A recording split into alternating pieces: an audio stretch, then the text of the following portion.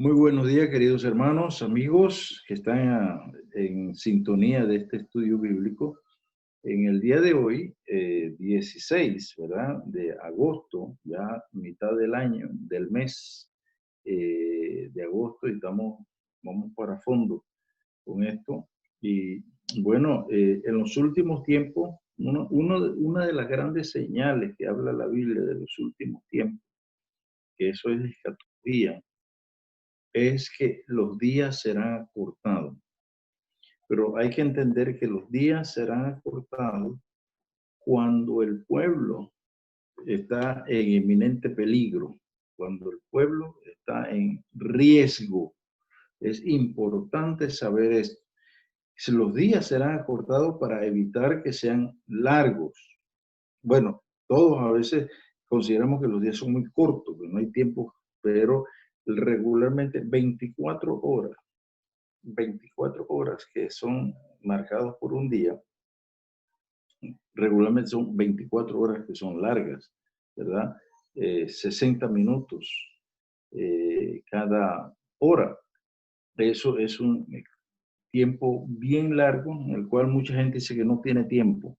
Sin embargo, ese es el tiempo que Dios estableció. Cuando el Señor habla de que los días serán acortados, por amor, dice ahí específicamente, dice, por amor a los escogidos, esa es una señal, escuche, es una señal de los postreros tiempos, de los postreros días. Y eso nosotros vamos a vivir. Todavía no estamos viviendo esos tiempos. Quiero aclarar porque damos por sentado a veces que, bueno, uno tal vez por broma, especialmente la gente que conoce de la palabra, por broma dice, bueno, hoy es que estamos en los últimos días, los días están cortitos, pero no es eso, sino es que es la sensación de la prisa que llevamos, vamos muy a prisa, corriendo mucho. Pero vamos a ver algunas cosas que sí son importantes verlas como señales de los últimos tiempos.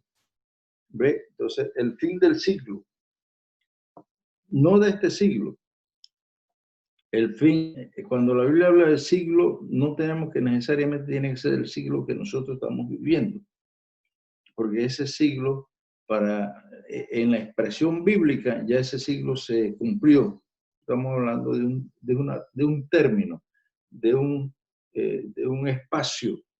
En la Biblia, a Daniel le gusta hablar mucho de tiempo, tiempo y medio tiempo. Bueno, ese es un tiempo, un día, un año, medio tiempo, medio año. Entonces, es muy interesante ver las figuras bíblicas que se dan dentro de la Biblia. No olvide que estamos en en este estudio con el deseo también de que usted haga sus preguntas, porque cuando usted hace su pregunta, usted amplifica de una vez el conocimiento. Acuérdese de eso. Cuando hay preguntas, usted amplifica. Mire, esta pandemia no es nada comparado con lo que va a venir. Así que yo no sé por qué hay algunos hermanos, con toda tristeza lo tengo que decir, algunos hermanos que están tristes o que están con miedo y que tienen temor de muchas cosas. Hermano, dice la Biblia que vendrá el día terrible de Jehová. Y me gusta hacerle énfasis, ese día terrible de Jehová. ¿Por qué? Porque todos los males que hemos pasado, desde que usted nació hasta este momento, que no sé qué edad tiene usted, pero todos esos males que hemos vivido no es comparado con lo que dice la Biblia sobre el día terrible de Jehová. Así que por ahí tenemos que entender que los días, sí es cierto que son cortos, pero no es la forma como el Señor lo quiere que lo veamos. El Señor quiere que sepamos que van a venir días cortos, los días serán acortados por misericordia de su iglesia, de su pueblo. Vamos a ver el comienzo de la tribulación. ¿Cuándo empieza la tribulación? 2, la gran tribulación. Ya, son dos cosas importantes. Y el día del Señor. Vamos a ver esos tres puntitos. Claro, vamos a usar mucha Biblia por allí en cuanto a el material. Vamos con Mateo 24. Mateo 24. En Mateo 24, ya tiene su Biblia, vamos a darle tiempo a que busque su Biblia, abra su Biblia, se siente, se acomode para que lea la palabra en estudio. Todo ese grupo, me hago la imaginación. ¿De quién? De Dieguito, que está usando la Biblia y está sentado allá abriendo Biblia para buscar Biblia. Importante.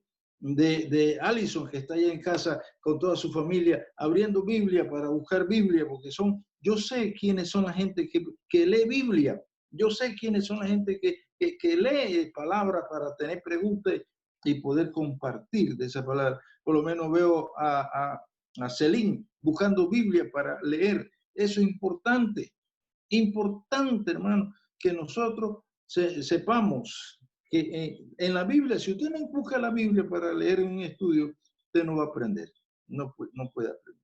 Vamos a leer entonces Mateo capítulo 24. Amén.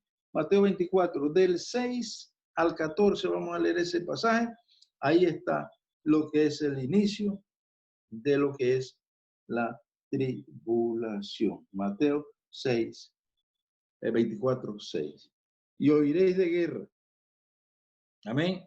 Hay otras señales arriba, pero vamos a ver el 6. Y oiréis de guerra y rumores de guerra. Mirad que no os turbéis, porque es necesario que todo esto acontezca, pero aún no es el fin. Escuche cómo el Señor lo presenta. Acuérdense, estamos hablando de qué parte? Del comienzo, del inicio de la tribulación, porque se levantará nación contra nación, reino contra reino, habrá peste, habrá hambre, terremoto en diferentes lugares. Y todo esto será principio, aleluya, principio de dolor. Yo me gozo cuando yo leo esta palabra, hermano. Yo no puedo evitarlo. Yo tengo que exteriorizar mi gozo. Dice, y todo esto será principio de dolor. Qué tremendo, ¿eh? Principio de dolor. Y disculpen que el término que usa Jesús es plural. Todo esto será principio de dolores. Entonces se entregarán a tribus y se matarán y seréis aborrecidos de toda la gente por causa de mi nombre. Muchos tropezarán, dice. Entonces, y se entregarán unos a otros y unos a otros se aborrecerán y muchos falsos profetas se levantarán y engañarán a muchos. Y por haberse multiplicado la maldad, el amor de muchos se enfriará. Mas el que persevera hasta el fin, este será salvo. Y será predicado este evangelio del reino en todo el mundo para testimonio y a todas las naciones. Entonces vendrá el fin. Entonces vendrá el fin. Escuche bien cómo se empareja esto. ¿Ya? Esta es la primera etapa de lo que es la tribulación, o la primera etapa de los últimos días. Esta es la etapa. ¿Qué vamos a encontrar allí? Todo esto que hemos visto. Pero aún esto, hermano, esto que nosotros estamos leyendo, todavía se considera como etapa preliminar. Esa etapa preliminar todavía no ha empezado. Ah, pero pastor, si la guerra y todo lo que los terremotos y todo, sí, todo eso lo correcto, perfecto, se dice y se ha hecho, se ve como si tuviéramos ya en la parte final, pero hermano, esto es preliminar. Esto no es un asunto de que ya se está cumpliendo, no. Esto que está mencionando, oiréis de guerra, sí es cierto, hemos oído de guerra. Hemos oído de rumores de guerra. Hemos oído de toda esa maldad que ha habido en Medio Oriente, en el Oriente y todo eso, las guerras que hubo ¿cómo se llama eso? En Europa, todas esas guerras que hubo aquí en Centroamérica, Suramérica, todo eso apenas. Esas son galletitas al lado de lo que va a venir. Porque lo que va a venir es un gran eslabón de procesos de guerra, porque las naciones van a pelear por muchas cosas.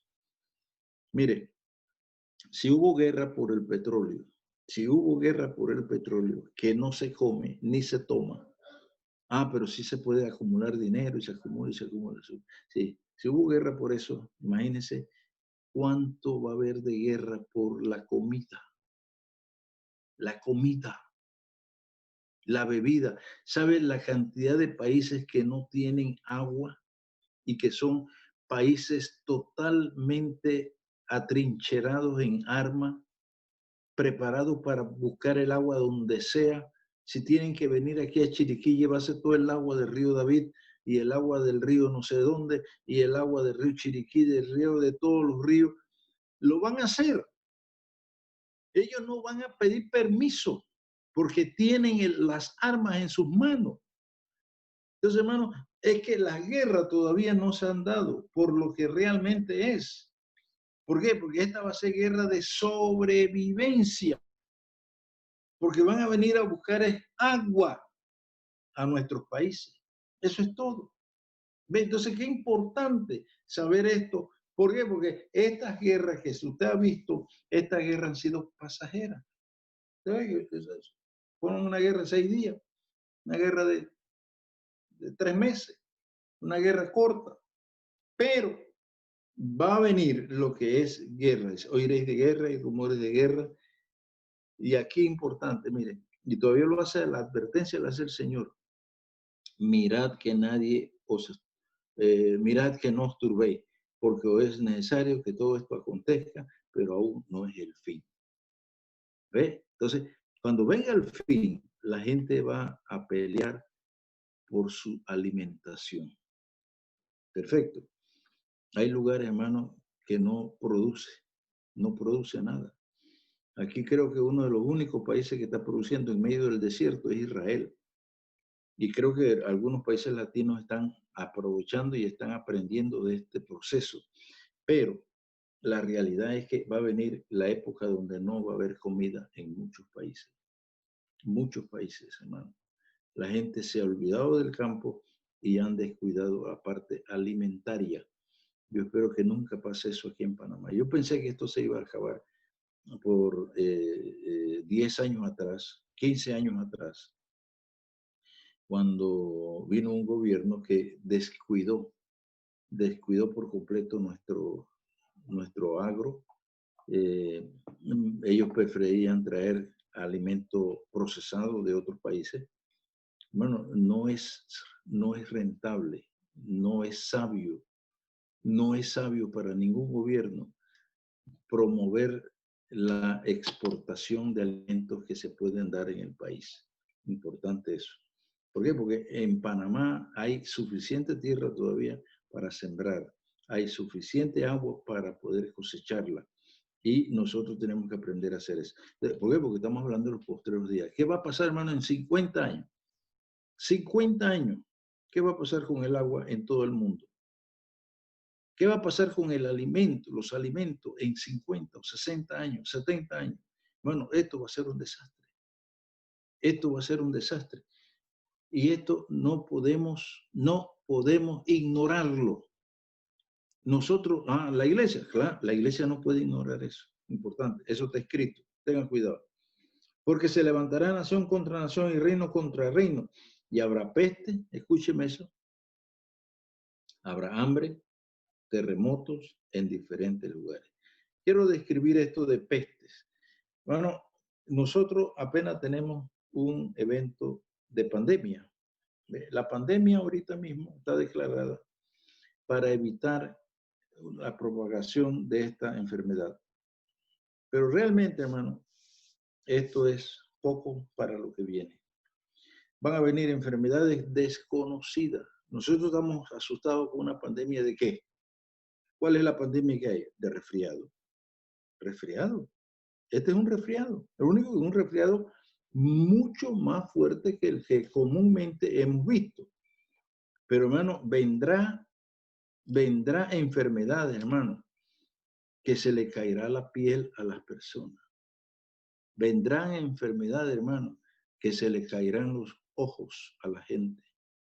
Vendrán enfermedades, hermano, que se le va a estar arrugando todo su cuerpo. Se irán consumiendo enfermedades de esa clase. ¿Por qué? Porque a la medida que el tiempo va transcurriendo, los usos químicos que se están haciendo en los países que no tienen cómo desarrollar buenas tecnologías van a provocar estas clases de enfermedades y vendrán, entonces, como dice aquí, reino contra reino, nación contra nación. Mire, la gente se va a pelear. Mire, ahorita, mire lo que está pasando con la vacuna. Va a venir una guerra por vacuna. Va a venir una guerra. ¿Y quiénes sufren estas guerras? Los países que no tienen cómo comprar, los países pobres. Entonces, esta es la realidad. Y los países pobres van a hacer su esfuerzo, su escaramuza para saber dónde conseguir una vacuna. ¿Ve? Entonces, de repente vamos a tener que intercambiar entre vacuna y alimento.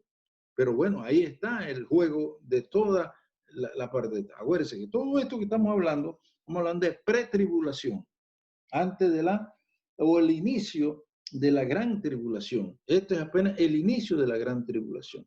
Y todo esto será principio de dolores.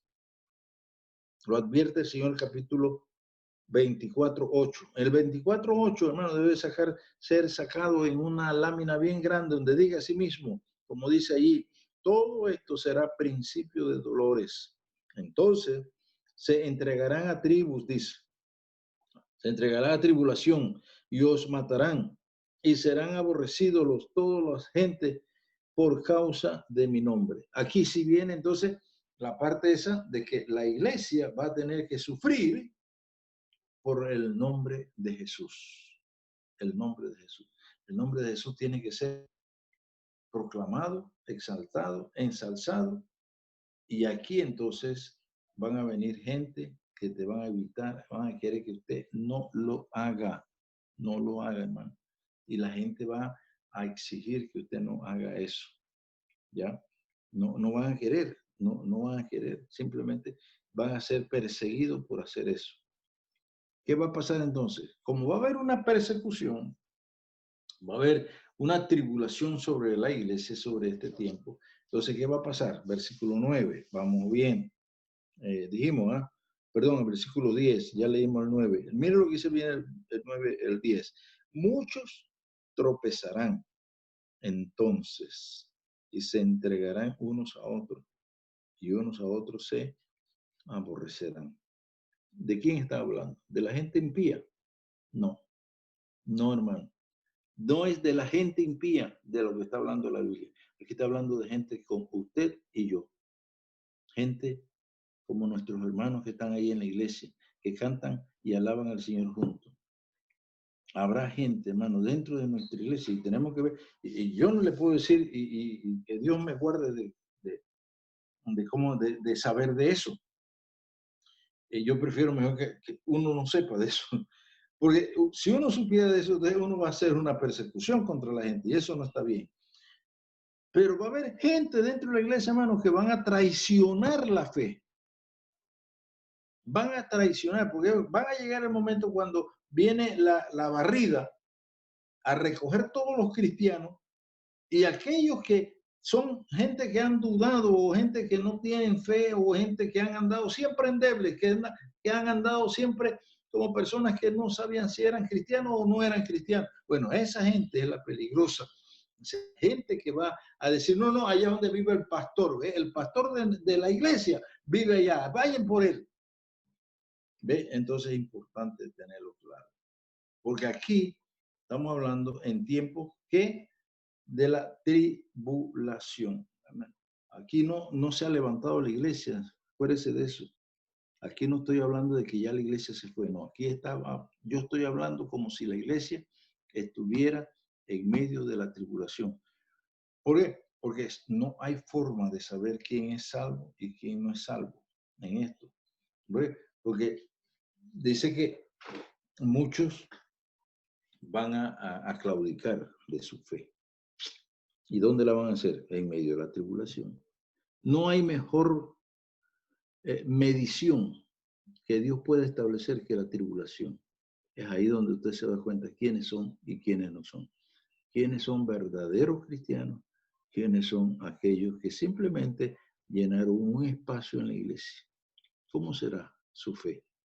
¿Cómo está tu fe en este momento? Tú te has preguntado, ¿tú eres de la gente que va a permanecer pase lo que pase?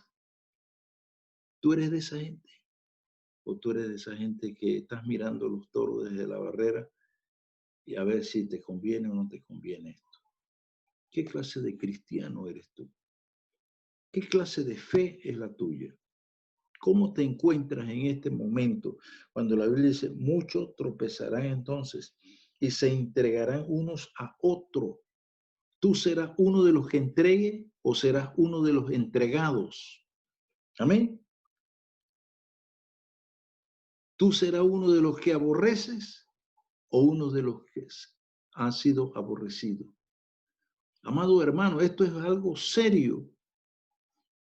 La tribulación te va a preparar para algo serio, algo duro, algo fuerte. Y muchos, dice, falsos profetas se levantarán y engañarán a muchos. Claro, vamos a verlo así, vamos a verlo. Vamos a ver si lo podemos, que usted me ayude a entender bien esto. ¿Por qué los falsos profetas van a aprovecharse de esta situación? Los falsos profetas, lo que pasa es que ellos dan y hacen abrigar esperanzas falsas. ¿Ve? Esperanzas falsas, ¿verdad? Entonces, ¿quiénes son cuál es la palabra correcta aquí? Los que están más fácil de caer, los que han leído algo de la Biblia, pero que nunca sentaron cabeza con su vida espiritual y han andado siempre como Simón. Ya que la palabra Simón significa ave golpeada en una ala. Entonces, como Simón, así, andan que no pueden levantar vuelo. ¿Ve? Entonces, esos son los cristianos que van a ser engañados por el profeta falso. Acuérdense, no estoy hablando del anticristo, estoy hablando de los profetas falsos, estos que se levantan, estos que tienen grandes edificios, templos grandísimos allá en Panamá o aquí en la ciudad de David. Gente falsa que han enseñado de una manera incorrecta, que han querido dibujar el evangelio con el recurso económico. ¿Se da cuenta? Que solamente visitan las casas de los millonarios. Mire, yo conozco un pastor, bueno, ya no es pastor, ahora es apóstol. Cuando lo conocí era pastor, pero ya no, ya dejó de ser pastor, no apóstol. Ese apóstol solamente visita millonarios. Él no visita gente pobre allá en el Chorrillo, en Betania. No, esa gente no, por favor. Eso solamente visita gente de la high class. ¿Ve? Entonces, es importante saber, usted puede distinguirlo, los profetas falsos, desde ya. Prácticamente usted puede saber quiénes son los profetas falsos. Lo que yo no tengo claro todavía es quiénes son los que van a caer en esa trampa. Bueno, ya he dicho que son aquellos que posiblemente sean aquellos que leen la Biblia, pero que nunca le dan cabeza a la palabra. Bien, muchos falsos profetas se levantarán y engañarán a muchos. Acuérdense que en otro lado dice, si fuese posible a los que creen. Esa es la verdad. Muchos falsos profetas se levantarán y engañarán a muchos. Por haberse multiplicado la maldad, el amor de muchos se enfriará. Aquí quiero hacer un énfasis muy bueno o fuerte. ¿Qué es lo que va a pasar? La gente va a tener la osadía de dejar que su amor se enfríe. En otras palabras, no le va a importar el bienestar de otro. Simplemente no le va a interesar eso. Ah, no, pero mira que el hermano, no, olvídate de eso. ¿Hermano de qué? No, ¿por qué? Porque es que la misma palabra te va a llevar a eso. La gente que se dejó arrastrar por los profetas falsos, por los pastores falsos, por los ministros falsos. todo eso, cuídese, por los diáconos falsos, todo eso, tenga cuidado, tenga cuidado, tenga cuidado, hermano, que no caigamos en esta trampa del enemigo. Entonces, el amor de muchos se enfriará. ¿Pero por qué se enfría el amor de muchos? Porque la maldad se multiplica, la maldad crece, la maldad se expande por todo el mundo. Mas el que persevere hasta el fin será salvo.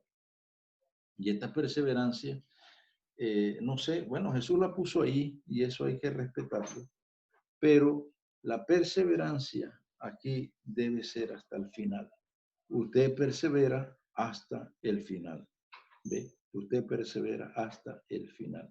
Así que es importantísimo, hermano, que usted pueda tener esta mentalidad de perseverar. Yo voy a perseverar hasta el final. ¿Usted cómo va a perseverar? ¿De qué manera usted lo va a hacer? Bueno, el Señor quiere que usted persevere hasta el final. Hasta el final. Así que es importante que nosotros tengamos esos conceptos ya establecidos. Pero usted no puede andar caminando por un pueblo como los nuestros sin saber qué es lo que va a pasar. Así como si usted no sabe si usted está preparado para la venida del Señor, si usted va preparado para la tribulación, si usted está preparado para el día terrible de Jehová, usted está preparado para el rapto. Eso no puede ser. Usted ya a estas alturas, ¿qué tiempo tiene usted de estar en la iglesia? Bueno, el tiempo que usted tiene, un año, vamos a suponer que usted tenga un año, ya usted debe tener bien clarito todo esto. Porque si no, hermano, usted va a andar caminando como si fuera un borrego por ahí, sin saber a dónde voy, a dónde voy, a dónde llego, qué como, qué tomo, qué bebo. No, mi hermano, ese no es el cristiano que nosotros debemos tener. El cristianismo suyo es un cristianismo seguro, firme, estable. Lo primero que tenemos que tener es la seguridad. Yo no sé quién era el que hablaba esta mañana, creo que era Rosita. Rosita hablaba esta mañana de la seguridad de la salvación. Si usted no tiene seguridad de salvación, hermano, empiece de nuevo. Tumbe todo lo que ha aprendido y empiece de nuevo, porque de repente, hermano, lo que le hace falta es salvación. Usted no aprendió los principios de la salvación y eso es un problema. ¿Por qué? Porque estamos enseñándole de escatología, le estamos enseñando de la segunda venida de Cristo, estamos enseñándole de cosas totalmente diferentes y usted todavía no tiene salvación. Imagínese, ¿qué le va a pasar?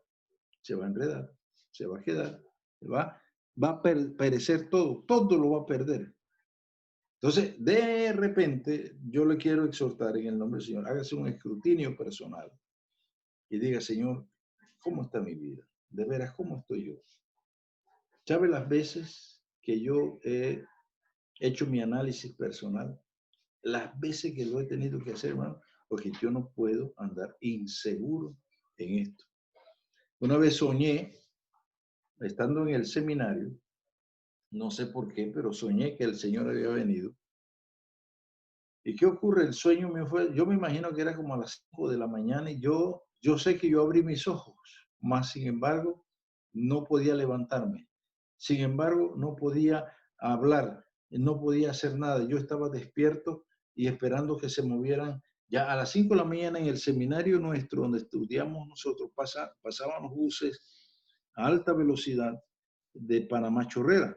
Entonces, uno desde las 5 de la mañana que se despertaba, lo primero que veía uno era carro, los buses, todos esos movimientos de transporte para arriba y para abajo. ¿Usted cree que pasé casi media hora ahí acostado esperando que moverme? Yo estaba escuchando, escuchaba los pajaritos, escuchaba el río que hay cerca del seminario, escuchaba todo lo que estaba pasando de la naturaleza, pero no escuchaba carro, que es lo que me tenía preocupado. Y ahí en medio de todo eso, quedé pensando, digo, se vino el Señor y me dejó. Vino el Señor y me dejó. Mire, yo estaba despierto. Bueno, creía que estaba despierto, pero esa era mi palabra. Vino el Señor y me dejó. Vino el Señor y me dejó. Hasta que alguien, de alguna manera, tocaron la puerta con fuerza y me desperté.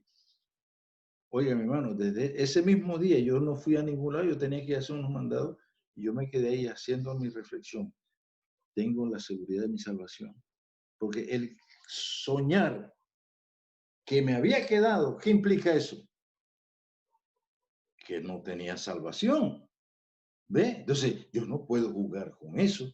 Yo no puedo jugar con eso. Mi salvación debe tener la seguridad de que Dios ha puesto el Espíritu Santo en mi vida. Voy a concluir, porque es que no quiero ir apurado con esto, pero quiero concluir con los versículos 14. Y será predicado este evangelio del reino en todo el mundo para testimonio a todas las naciones. Entonces vendrá el fin. Todavía el fin no llega, hermano. Hay varias cosas que pasar. Esto debe pasar, predicar el evangelio en todo el mundo. Hay lugares todavía, hermano. Hay cientos de lugares todavía que el evangelio no ha sido predicado. Amén. Bueno, ya usted no puede decir, bueno, aquí en Panamá ya, no, aquí en Panamá ya el evangelio ha sido predicado. Lo único que estamos reforzando, porque insisto en esto, mucha gente ha escuchado el evangelio, pero hasta ahí nada más se quedó. ¿Ve? Sigue con idolatría. Una de las cosas que Dios va a cernir, a colar en medio de nosotros es la idolatría. Acuérdense que la idolatría es enemiga de Dios. La idolatría. Y usted me diga, pero pastor, lo que pasa es que hay gente que son idólatras, pues que no se puede evitar. Sí, pero ese idólatra está impidiendo la venida del Señor. Acuérdese de eso. Todo idólatra es un impedimento para la venida del Señor, para la venida del rapto, para la venida de los postreros días. ¿Estamos? Ellos son los que hacen un impedimento, no porque Dios no pueda tumbarle la idolatría a ellos, sino porque Dios espera, acuérdense, Dios espera, como dice la palabra allá en Timoteo, Dios espera, dice que todos vengan al arrepentimiento. Vamos un momentito a ese texto. Timoteo, 1 Timoteo, este texto lo leyó Rosemary. 1 Timoteo. A ver si es 1 Timoteo. Amén. Dice el versículo 4, el cual quiere que todos los hombres sean salvos y vengan al conocimiento de la verdad. ¿Y cuál es el problema? El impedimento es que la verdad no florece en medio del idólatra. El idólatra tiene que convertirse al Señor para romper con eso. Así como lo hizo conmigo, que yo era un idólatra, pero, ¿qué le digo? Un idólatra bien metido en esto, hermano. Usted no tiene idea de lo idólatra que yo era, hasta que llegué al conocimiento de la verdad y el Señor rompió con todo eso. Nunca más, no quedó ni pedacitos de la idolatría en mí. Porque la idolatría es un enemigo contra Dios, es un enemigo contra todo lo que es a los postreros días, es un enemigo, todo, contra el rapto, contra la segunda venida, contra el milenio, contra todo. Entonces, el Señor lo que quiere es que la gente se convierta de sus malos caminos. Y todavía sigue diciendo este mismo texto, lo dice allá en Pedro, 1 Pedro 3. Así que para que nadie perezca, para que nadie perezca. Y esa es la realidad de nuestras naciones. Amados hermanos, ¿y qué dice la palabra en el versículo 14? Y será predicado este evangelio del reino en todo el mundo para testimonio a todas las naciones. E entonces vendrá el fin. Acuérdese una cosa importante, desde Génesis, en el libro de Génesis, ¿qué le dijo Dios a Abraham? Abraham iba a salir, estaba en Ur, y Abraham habló Dios habló con Abraham. Abraham era un hombre que estaba metido también en un pueblo de idolatría. Ur de los Caldeos era un pueblo idólatra. Y Dios lo que hizo fue cambiar el corazón de Ur a un corazón de adoración para Dios. Mi pueblo, aquí donde yo nací, hermano, usted no tiene idea de la idolatría que hay ahí. Pero Dios nos sacó de esa idolatría, a mí, a muchos de mis hermanos, y nos ha dado total liberación en eso. Entonces, qué importante es que nosotros podamos ver esto. Entonces, ¿qué pasó con Abraham? Cuando Dios llama a Abraham, Dios llama a Abraham, ¿qué ocurrió? Bueno, Dios le dice a Abraham, para que las naciones conozcan quién es Dios, te voy a sacar de aquí y te voy a llevar a una tierra y te voy a dar hijos, así como las estrellas en el mar, en el cielo y la arena en el mar, te voy a dar hijos para que las naciones sepan que hay un Dios. Mire, desde ese entonces hay la necesidad de predicar el evangelio para todas las naciones. Y este es el propósito de la pretribulación. Y esto es apenas el estudio de esto. El comienzo de la tribulación, acuérdense, esa etapa está ahí. Ahí quedamos en el versículo 14. La próxima semana vamos a leer 24, Mateo 24, del 15 al 28. Ahí está la etapa de la gran tribulación, lo que va a venir. Por tanto, dice, vamos a estar pendientes de este estudio para el próximo domingo. Hoy usted ya recibe esta parte. Disculpen cualquier parte que no pude explicar bien, pero la intención es que usted estudie la palabra. Este párrafo, yo le invito a que lo haga desde el 1 al 14 de Mateo 24. Bendiciones, mis hermanos. No olvidemos que estamos en este mes recordándole que estamos recogiendo una caja de comida para el pastor Vladimir, hermano. La gente está pasándola mal. La gente la está pasando mal. De tal manera, hermano, que ya he oído de acciones que no debieron haber ocurrido, pero que está fea la cosa, hermano, con la familia.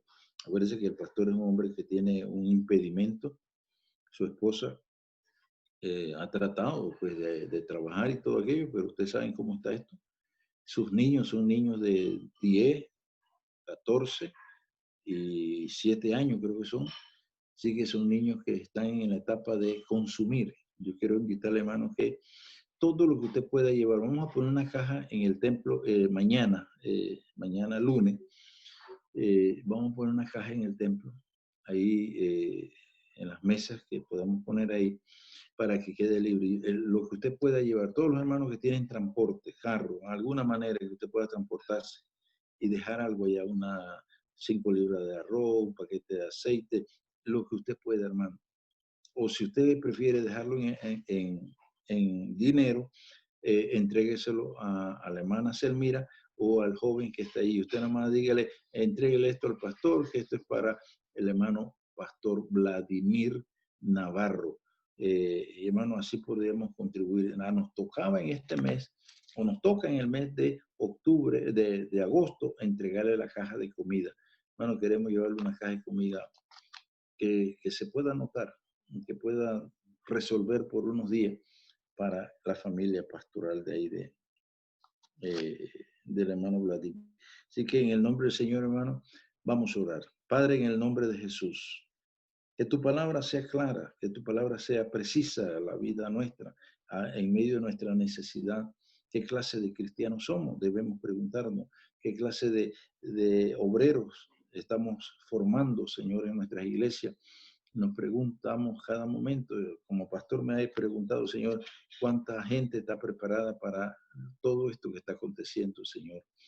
Seguimos preparando gente con miedo, seguimos preparando gente con que se espanten con cosas como esta. No, Señor, estamos creyendo que hemos hecho un trabajo para la gloria tuya, Señor. Porque si la gente que está en tu iglesia, Señor, debe morir como debe ser, pero que podamos llegar a tu presencia, Señor, que podamos llegar a tu reino y ahí estar disfrutando de tu beneficios, Señor. Gracias, bendícenos, perdona todo pecado, limpia nuestras vidas, háganos mejores cada día, Señor, para la gloria de tu nombre. En Cristo Jesús. Amén. Mateo 24, la otra semana, hermano. Dios te bendiga.